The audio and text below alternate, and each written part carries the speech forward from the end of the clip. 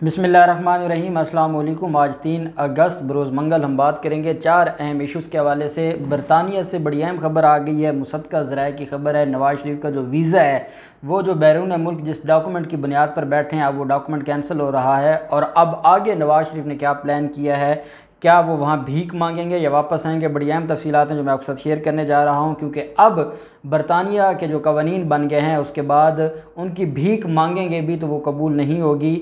मामला क्या है, बड़ी अहम तफसीलात हैं। साथ हम बात करेंगे बड़ी प्ली बारगेन नैब की तरफ से मंजूर हुई है और ये मैं समझता हूँ कि गैर कानूनी हाउसिंग सोसाइटीज़ केस में पहली बड़ी प्ली बारगेन है। उसकी डिटेल्स मैं आपके साथ शेयर करूँगा।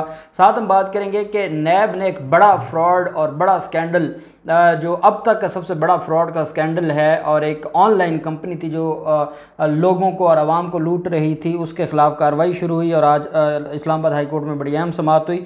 और साथ पाकिस्तान पीपल्स पार्टी के रुकन असम्बली हैं, उनकी दरख्वास्त ज़मानत पर आज सिंध हाई कोर्ट में समाअत हुई है। पाकिस्तान पीपल्स पार्टी पार्लियामेंटेरियन, जब मैं पार्लियामेंटेरियन कहता हूँ या मैं पीपल्स पार्टी का हूँ, सिंपल पीपल्स पार्टी का हूँ, तो उसका मतलब आप समझ जाया करें कि उसका मतलब है पाकिस्तान पीपल्स पार्टी पार्लियामेंटेरियन। क्योंकि पाकिस्तान पीपल्स पार्टी का इस वक्त वजूद ही नहीं है, कोई एक मेंबर भी पाकिस्तान पीपल्स पार्टी का नहीं है। पीपीपी का कोई भी मेंबर नहीं है। और 4P जो है, सारे के सारी जो सिंध असम्बली है, सेनेट है, कौमी असम्बली है, वो सिर्फ 4P के हैं, पाकिस्तान पीपल्स पार्टी पार्लियामेंटेरियन के। अब ये पाकिस्तान पीपल्स पार्टी पार्लियामेंटेरियन के रुकन नेशनल असम्बली हैं मोहम्मद बख्श महर, उनके ख़िलाफ़ ये असासा बनाने का, गैर कानूनी असासे बनाने का केस था। नैब इंक्वायरी इनके ख़िलाफ़ शुरू हुई और इन्होंने सिंध हाई कोर्ट में अपनी दरख्वास्त ज़मानत फ़ाइल की। इनके हवाले से आज जब इन्होंने अपनी दरख्वास्त ज़मानत पर इनके वकील अदालत में पेश हुए और अदालत से कहा कि मोहम्मद बख्श महर अलील हैं और वो अदालत में पेश नहीं हो सकते और उनकी मेडिकल और सारी जो डिटेल्स हैं वो अदालत में लगाई गई। जो नैब है, नैब ने अदालत में कहा कि मुलज़म के हमने वारंट गिरफ़्तारी जारी किए थे, मुलज़म को हमने गिरफ़्तार करना है, लेकिन वो गैर कानूनी तौर पर बेल का सहारा लेकर बैठा है और जब तक उसकी बेल खारिज नहीं होगी वो ना शामिल तफ्तीश होगा और ना केस आगे चल सकेगा। इस वजह से हमारी इस्तदा है कि मुलज़म पेश नहीं हुआ तो उसकी ज़मानत खारिज की जाए। अदालत ने कहा कि नहीं। अब सिंध हाई कोर्ट है तो जो ऑनरेबल अदालत है उन्होंने 21 सितंबर तक की तौसीह दे दी है अबूरी ज़मानत में। अबूरी ज़मानत में इतनी लंबी जो तारीख़ है, ये भी एक मिसाल है हमारी अदालतों की। और अदालत ने यह भी कहा है कि इंक्वायरी जारी है और रिपोर्ट पेश की जाए। जो अथॉरिटी है नैब से कहा है कि वो अपना जो अदालत के अंदर सारे का सारा इनके ख़िलाफ़ मटीरियल एविडेंस है वो पेश करें। इसके अलावा एहतसाब अदालत सक्कर में असासाजात केस की समाअत 23 अगस्त तक मुलतवी कर दी गई। मुशीर जेल खानाजात एजाज जाखरानी दो रेफरेंसेस में अदालत में पेश हुए।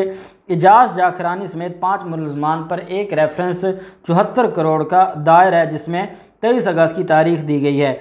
सिंध हाई कोर्ट में steel mill mega corruption case की समाअत भी गैर मुअय्यना मुद्दत तक आज मुलतवी की गई है। नैब ने कहा कि चेयरमैन मोइन आफ्ताब शेख की बरीयत के फैसले को कलअदम करार दिया जाए और ये जो supreme court case steel mill case में बरी कर दिया गया था उसके ख़िलाफ़ अपील की थी नैब ने और उस पर आज समाअत होनी थी लेकिन समाअत ना हो सकी। इसके अलावा जो डॉक्टर आसिम और दीगर के ख़िलाफ़ करप्शन केस है उस पर भी समाअत हुई। जज आज छुट्टी पर थे, उस वजह से समाअत ना हो सकी। और बज़रिया वीडियो लिंक अदालत में जो जज हैं उन्होंने बज़रिया वीडियो लिंक अदालत में वो आए नहीं बीमारी की वजह से, लेकिन वीडियो लिंक के ज़रिए उन्होंने आज गवाह शुएब अहमद और डॉक्टर आसिम अदालत में पेश नहीं हुए। अदालत ने रेफरेंस की समाअत 26 अगस्त तक मुलतवी कर दी। डॉक्टर आसिम आप जानते हैं कि बाहर चले गए थे और वो अभी तक वापस नहीं आए, मेरे नॉलेज के मुताबिक वो वापस नहीं आए। ये थे आज सिंध में पाकिस्तान पीपल्स पार्टी के पार्लियामेंटेरियन के रहनुमाओं के ख़िलाफ़ केसेस। फिर मामला आ जाता है हाउसिंग सोसाइटी फ्रॉड का। ये एक बड़ा फ्रॉड है हाउसिंग सोसाइटी का। 1 अरब से ज़ायद की प्ली बारगेन आज मंजूर की गई है। 1 अरब 8 करोड़ की प्ली बारगेन है। एहतसाब अदालत इस्लामाबाद में नैब ने दरख्वास्त दी थी और प्ली बारगेन मंजूर आज कर ली गई है एहतसाब अदालत इस्लामाबाद ने। और अदालत में जज मोहम्मद बशीर ने यह प्ली बारगेन की मंजूरी दी है। तफ्तीशी अफसर सलमान अकबर 4 मुलजमान के साथ एहतसाब अदालत में पेश हुए। प्ली बारगेन जुनेद असगर, बाजीद असगर, मोहम्मद नईम और फारूक अंसारी ने की। मुलजमान ने अदालत में बयान दिया कि मर्जी से प्ली बारगेन की है, नाअहली समेत प्ली बारगेन के नतैज से भी वाकिफ़ हैं। अदालत ने दोबारा इस्तफसार किया कि आप अपनी खुशी से और रजामंदी से आप प्ली बारगेन कर रहे हैं, क्योंकि आपको उसके बाद आप मुजरिम ही कंसिडर किए जाएंगे। उन्होंने कहा हम इस बात को तस्लीम करते हैं। नैब रावलपिंडी ने मुलजमान के खिलाफ 2011 में रेफरेंस दायर किया था। हाउसिंग सोसाइटी का NOC लेने के लिए अप्लाई ही नहीं किया था और हाउसिंग सोसाइटी गैर कानूनी हाउसिंग सोसाइटी बनाई थी, जिसमें फ्रॉड के मुलजमान के ने 1 अरब 8 करोड़ की प्ली बारगेन आज मंजूर हो गई है। इसके बाद एक बड़ा अहम स्कैंडल था और ये आप जानते हैं B4U कंपनी है और ये उनकी तरफ से एक स्कैंडल सामने आया था। वो ऑनलाइन बिज़नेस के नाम पर आवाम को लूटते रहे और आवाम को बेवकूफ़ बनाते रहे। उनके वारंट गिरफ्तारी जारी हुए थे और उनके वारंट गिरफ्तारी में उन्होंने चैलेंज किए। मुलज़म सैफुर रहमान है जिन्होंने वारंट गिरफ्तारी जारी किए।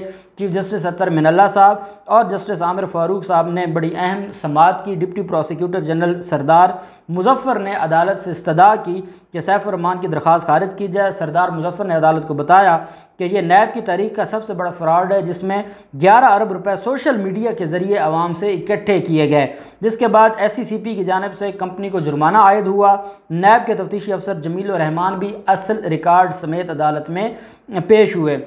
सरदार मुजफ्फर अब्बासी ने मज़ीद ये भी कहा कि ना ही उनका कोई फ़िज़िकल बिजनेस है, ना ही स्टेट बैंक रेगुलेशन के तहत कोई लाइसेंस है। इस वक्त तक लोगों के अरबों रुपए हड़प कर चुके हैं और 40 प्रॉपर्टीज़ अपने और अपने बच्चों के नाम पर ये ख़रीद चुके हैं।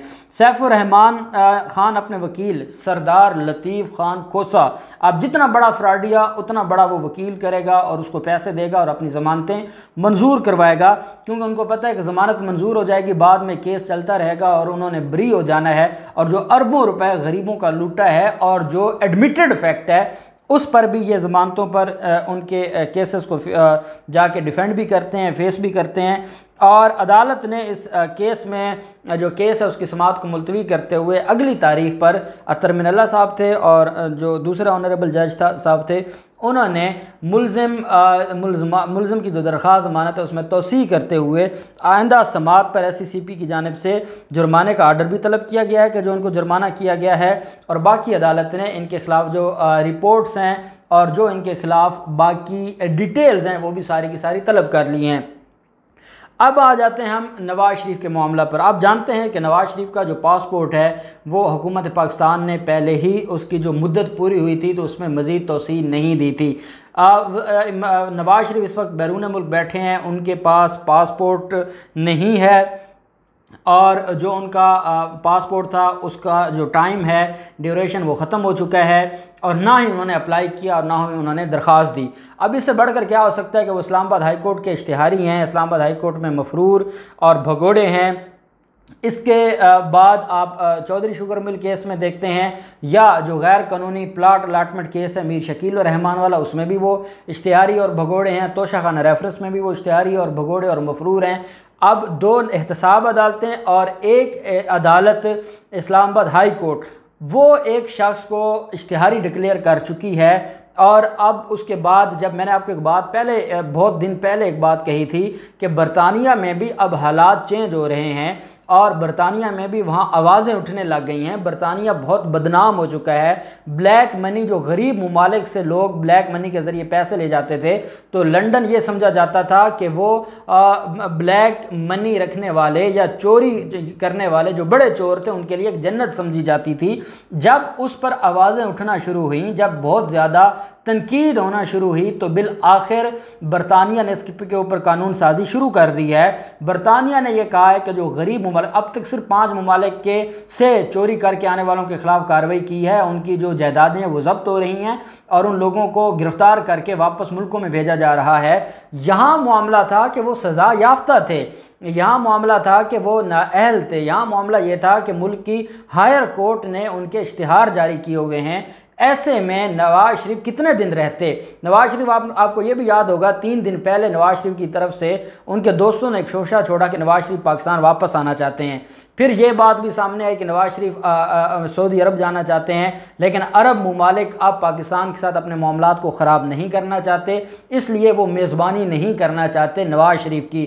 नवाज शरीफ को कोई भी मुल्क अब नहीं अपने पास मेहमान रखना चाहता, हत्ता कि अमेरिका जैसे मुल्क में भी अप्लाई किया है। और अफ़गान जो उस दिन मुशीर आया था वो भी वही पैगाम लेकर आया था। और ये जो भारतीय पूरे का पूरी एक साजिश है, ये समझते हैं कि नवाज शरीफ अमेरिका में बैठकर पाकिस्तान का ज़्यादा नुकसान कर सकता है और उनके एजेंडे को ज़्यादा प्रमोट कर सकता है, लेकिन अभी तक उन्होंने इजाज़त नहीं दी। और यही वजह है कि अब जो बरतानिया है उन्होंने वीज़ा कैंसिल करने का, जो नवाज शरीफ का वीज़ा कैंसिल करने का फ़ैसला कर लिया है।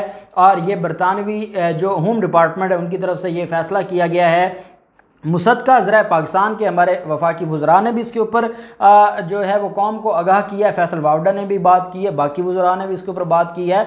और बरतानवी ज़राए भी ये कह रहे हैं कि उनका वीज़ा, जो बरतानवी वीज़ा था वो कैंसिल हो गया है और नवाज शरीफ अब अपील करना चाहते हैं। और क्या उनकी अपील मंजूर होगी नहीं होगी, क्या उनको कोई रिलीफ मिलेगा नहीं मिलेगा, उनको मज़ीद मौका दिया जाएगा वहाँ पर जो इश्तिहारी दिन गुजारने का। मैं नहीं समझता कि अब बरतानिया इतना बड़ा रिस्क लेगा।